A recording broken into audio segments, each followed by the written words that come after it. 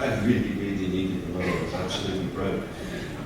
Before, you know, I got the phone call from Mike and you know, to come up and I met Mike first. But I'd sold it a few weeks before because I needed the money back to Morris Blackett in London. And so I dashed out and bought the cheapest thing I could find, which was a Somewhere's Telecaster. So that did the first couple of albums, or the first album and a half, and then I found that 335 in Selma's in Charing Cross Road. And one other... that had its own collector's card, that guitar. Clapton auctioned that one off, that one for a boatload of money. Yeah. That was the one he played in Cream. Yeah, that's when we did their farewell tour of America. Yes, we did. We opened up for them, and he was playing around 335 there. Went for a good amount of change. Oh, I'm not surprised this did. I'm hanging on to it.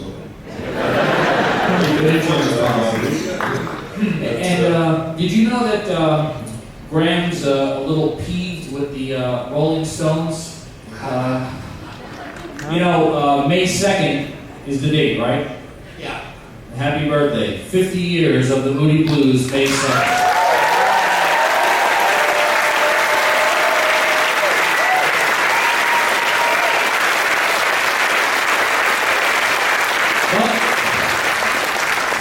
Quite good enough for Graham. No! The damn Rolling Stones have been going 6 months longer. Oh, wow. So we can't say we're the longest working rock and roll band. And Charlie Watts is 6 months older than me, so I'm not the oldest rock and roll Roman, damn it.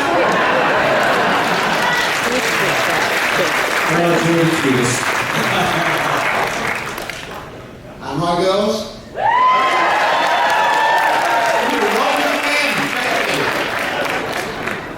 All right.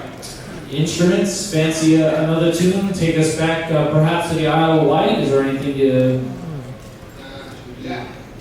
Yeah, because this one, did you do this at the Isle of Wight? Yes.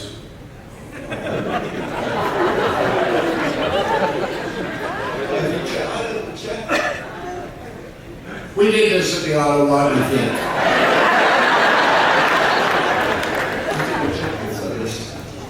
You need the track listing? Yeah, let me have a look first before we do it. All our plans might not do it then. It's 12 string. Yeah.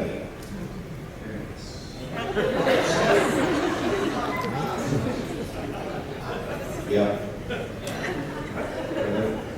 Quick rehearsal. Oh, do you want to rehearse a little bit? Just the sounds? No.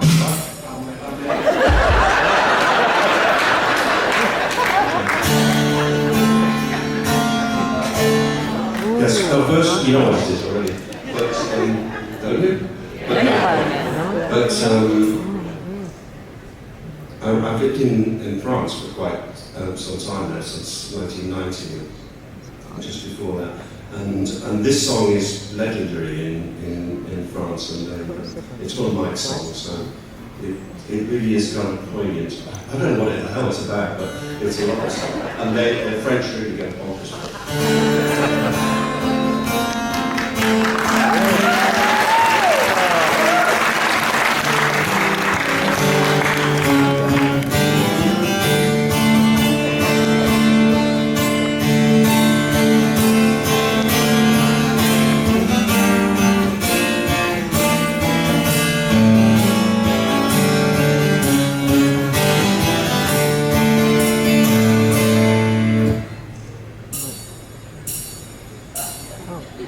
I'm a melancholy man, see? That's what I am. All the world surrounds me, and my feet are on the ground. I'm a very lonely man, doing what I can.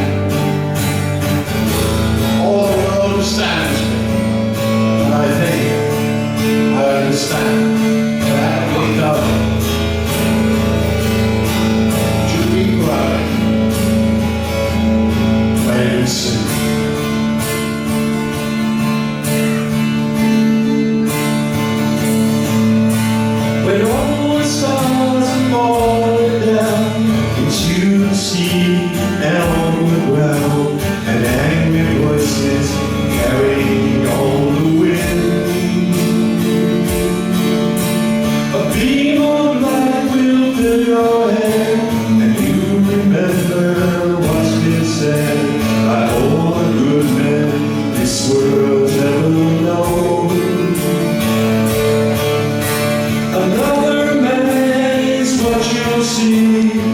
looks like you and looks like me, and yet somehow you will all feel the same. It's like all love in misery. He doesn't think like you and me, 'cause he can see what you and I can see.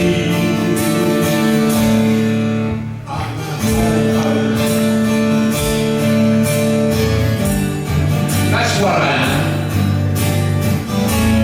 All the world surrounds me, and my feet are on the ground. I'm a very lonely man, doing what I can. All the world astounds me, but I think I understand that we're going to keep growing.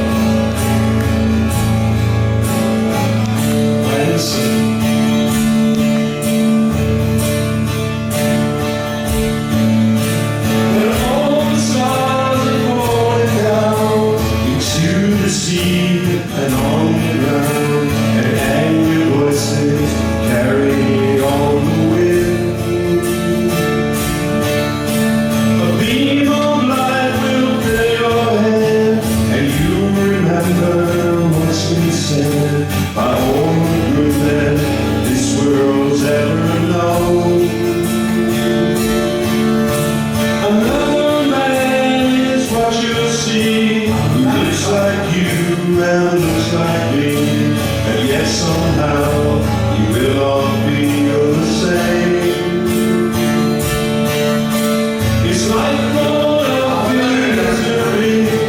He doesn't think like you and me, 'cause he can see what you and I can see. I'm a melancholy man. That's what I am. All the world surrounds me, and my feet are on the ground. I'm a very lonely man, doing what I can. All the world surrounds me, and I think I understand that we're going to keep growing. Wait and see.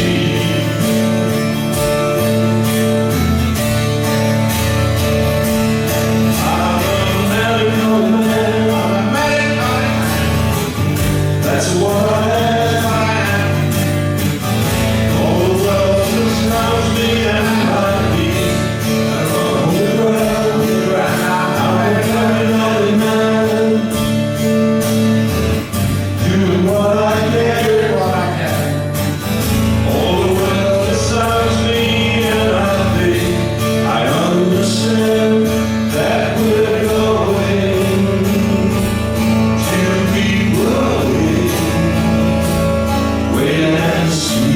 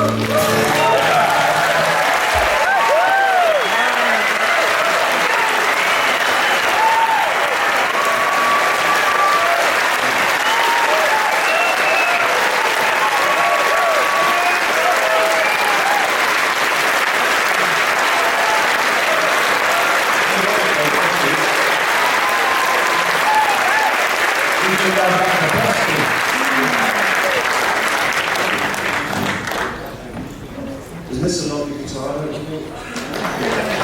It's a McPherson guitar. If anybody wants to Google McPherson guitars.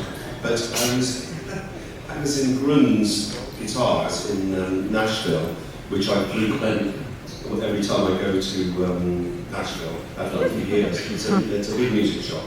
and they've got the greatest guitars in the world. And I was in there 7 or 8 years ago, and when I actually bought my first Collins guitar, and I'm sort of privileged to have a membership card on the second floor. You know, it's look at the good stuff. This was the first time I went in there. Look at the good stuff.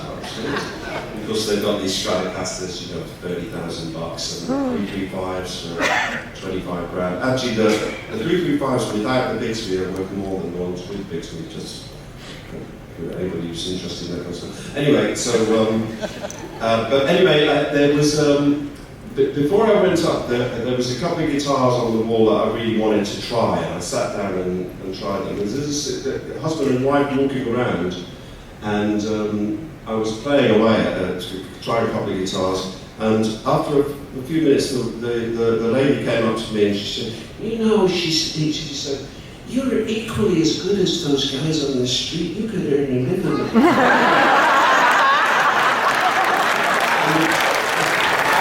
Glenn Tracy was one of the salesmen in there.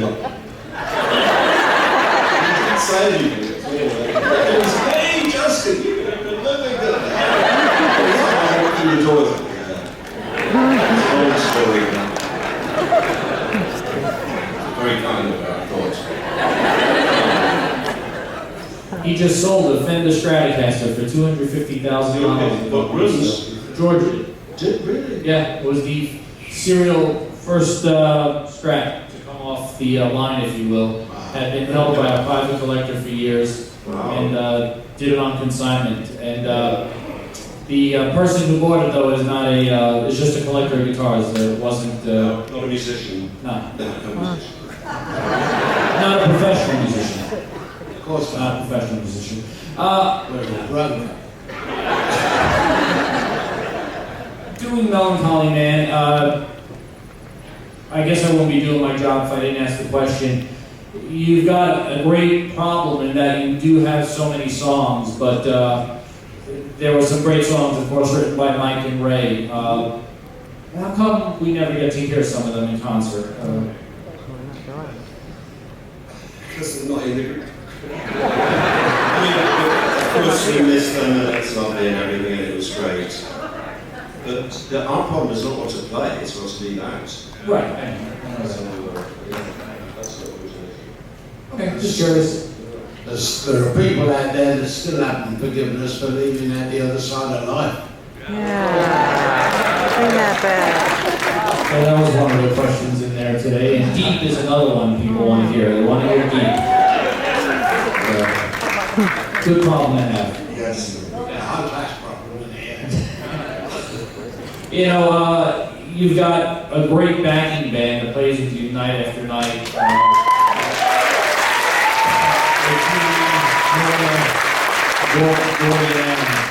It's tremendous. But this is a rare treat to see the three of you like this, and I'm not trying to put anybody out of work.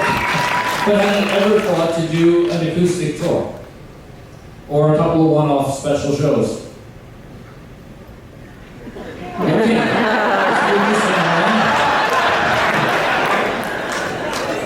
We're doing it now. You are. And it's good to know. No, tomorrow night. It's good to know that I'm not getting Julie or Gordy or Alan fired. So I can sleep better tonight. Yeah. They're all great people. All right, so this cruise will wind up the first part of touring for you guys. Got a couple dates in May, and then you're back out in the summer. Quite a hectic schedule. You know, it's just because the demand is there and you can still do it. It's something you just like to do and really want to get out of the house. I think we've got more work now than we were years ago. Yeah. Actually. And it's all of the above. We love it, we can do it. We've got, I'm sure the rest of the guys agree with me, we've got just about the best band we've ever had.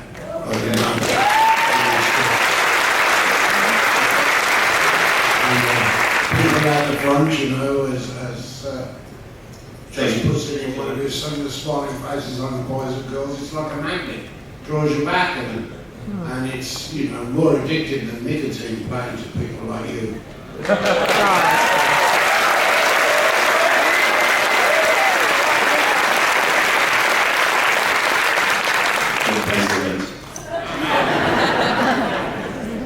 And will there be anything special? I know that Graham is the only member celebrating the 50th anniversary, but of course, you know, the band. Now listen.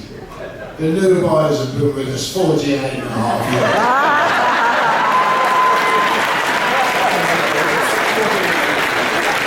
years. It's 50 years, all right? Well and good. It's a great. So, is there going to be anything special to mark the occasion in any way, shape, or form? I'll stay sober. Well, there's a good reason to celebrate. That's over a year now.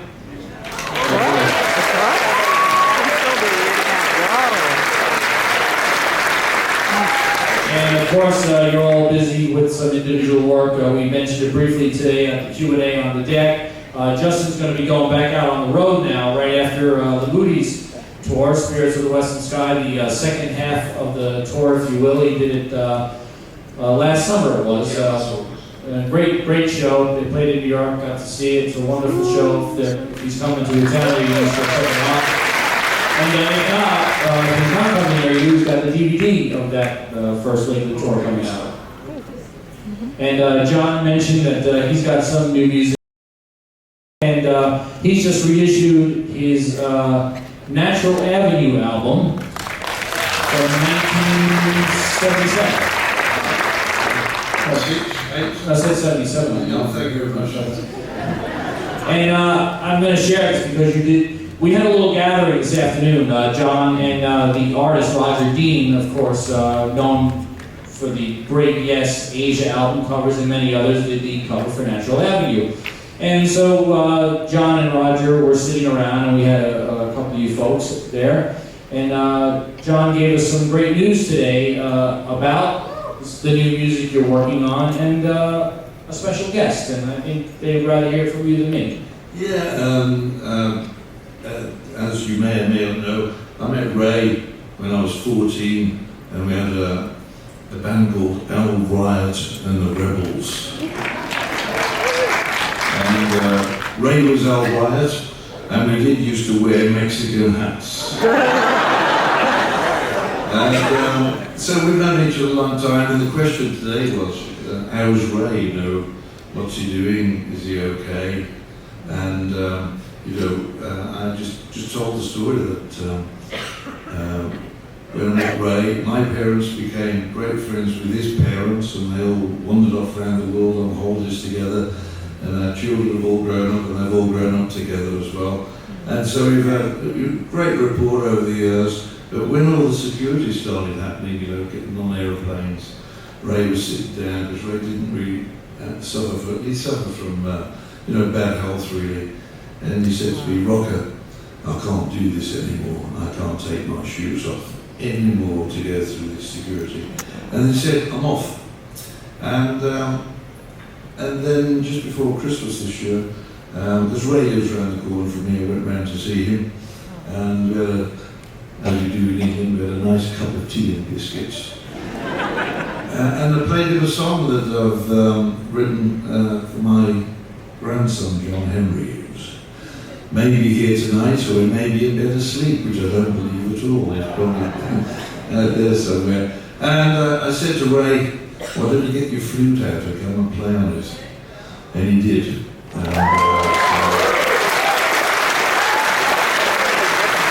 was a really nice moment. So Ray's going to be playing on that record. Thank you. And Graham, I was talking to him after the Q&A, said you got to put a book out, and he's got the greatest stories, and so got to go from that poetry, get your memoir, we want to read it.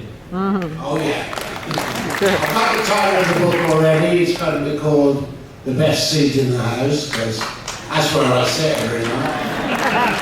And I've got about 4 chapters, maybe 30,000 words so far, but I'm aiming for 80,000. And I'm going to do a couple of the chapters on Saturday. The cops chapter, which all the different cop stories, and the dates from hell. I've got some dates from hell stories. And if there's enough time, some groupie stories. But that There ain't going to be enough time, I promise you. That's the teaser for the book. Well, that's, do you ever pick up books by some of your fellow artists? Because now seems to be the time. There's been a boatload of them out there lately.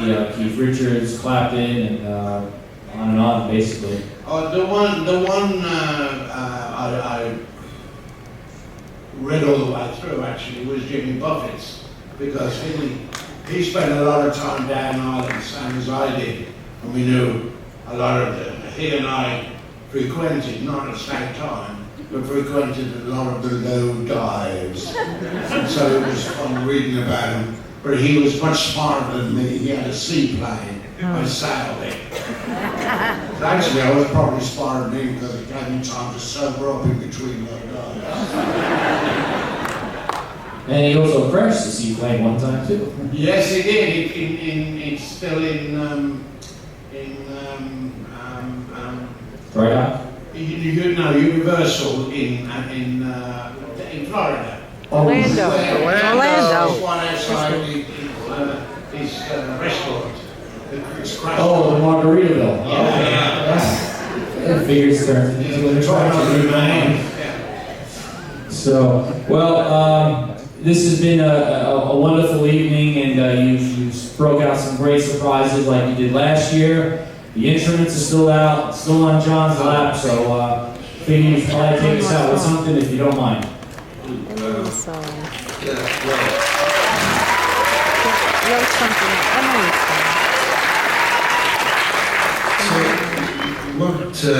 what we're going to sort of attempt to do is give you an idea of if, when we've written a song, as Graham was saying earlier, we would sit around a coffee table all together and listen to the song and find out where we're going to go, how we're going to record it.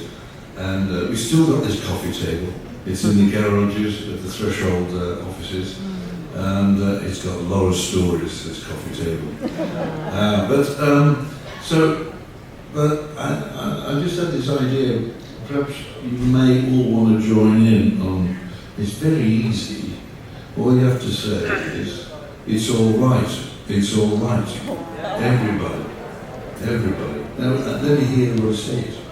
It's all right. It's all right. Okay, so when we get to this part of the song, just join in. But this is somehow how we would put a song together, really, I suppose. You know it's moving fast, but it's still going slow. He's ahead in the race, and there's not far to go, and his load is heavy.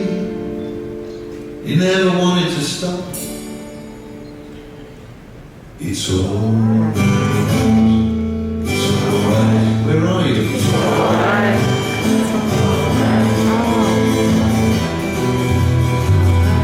He was coming.